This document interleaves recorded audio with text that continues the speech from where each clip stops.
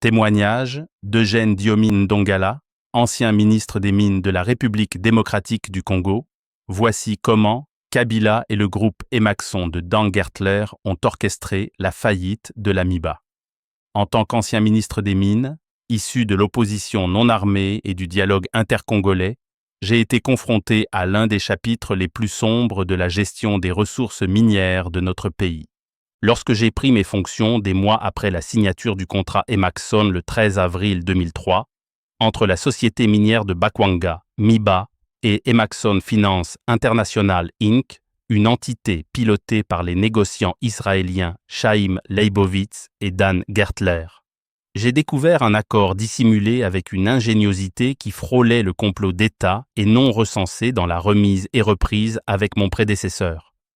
Ce contrat n'était pas seulement caché, il était enterré dans les méandres administratifs, sous sceau de secret d'État, forçant un ministre issu de l'opposition, comme moi, à déployer des acrobaties bureaucratiques, des demandes répétées, des pressions discrètes sur les fonctionnaires, et même des recours à des sources confidentielles, pour enfin en obtenir une copie et en décortiquer le contenu toxique et léonin. Dès que j'ai analysé ces clauses, la nature léonine de cet accord m'a sauté aux yeux. Un prêt de 15 millions de dollars US, décomposé en une tranche initiale de 5 millions pour le fonds de roulement et 10 millions supplémentaires pour des investissements ciblés comme l'acquisition d'une dragline, d'un NLK2, nouvelle laverie de Kimberlite, et des mesures de sécurité. En contrepartie, Emaxon s'octroyait un monopole écrasant sur 88% de la production diamantifère de la MIBA, avec des livraisons mensuelles obligatoires de 425 000 carats dès le départ, grimpant à 480 000 à partir de 2005, le tout à un prix bradé via une remise initiale de 5%, ramenée à 3% par des addendas perfides. Les 12% restants, vendus via une fenêtre pour fixer un prix de référence, n'était qu'un leurre, insuffisant pour générer des liquidités viables ou suivre les fluctuations du marché d'Anvers. Le remboursement, étalé sur 4 ans à un rythme mensuel initial de 750 000 $, ajusté à 500 000 par la suite, intégrait des coûts usuraires, une remise effective portant le taux annuel à 16%, bien au-delà des normes bancaires, à Libor plus 3%. J'ai adressé des mémorandums, des notes et même quelques dénonciations publiques, la presse interposée, pour arrêter ce contrat, mais rien n'arrivait à convaincre Kabila et Katumba Mwanke à arrêter cette hémorragie de la MIBA. J'avais même dit, face à face, à l'ancien président Joseph Kabila que la MIBA serait tombée en faillite s'il n'acceptait pas l'annulation de ce contrat ou, au moins, de le réviser en profondeur, mais la réaction de Kabila, connue pour ses silences légendaires, fut mon limogeage, même en violation de l'accord de Pretoria. Techniquement, cet accord était une machine à saigner la MIBA à blanc. Les fonds alloués n'ont pas servi à relancer la production comme prévu. Ils ont été dilapidés en période électorale, cantonnant l'entreprise à un recyclage stérile des rejets miniers. Les retards dans la livraison des équipements, le NLK2 opérationnel seulement en mai 2005, la dragline fin 2005, ont forcé un remboursement prématuré sans retombées productives, creusant un gouffre financier insurmontable. À long terme, comme je l'ai publiquement dénoncé dès 2003, ce contrat ne pouvait que précipiter la faillite de la MIBA.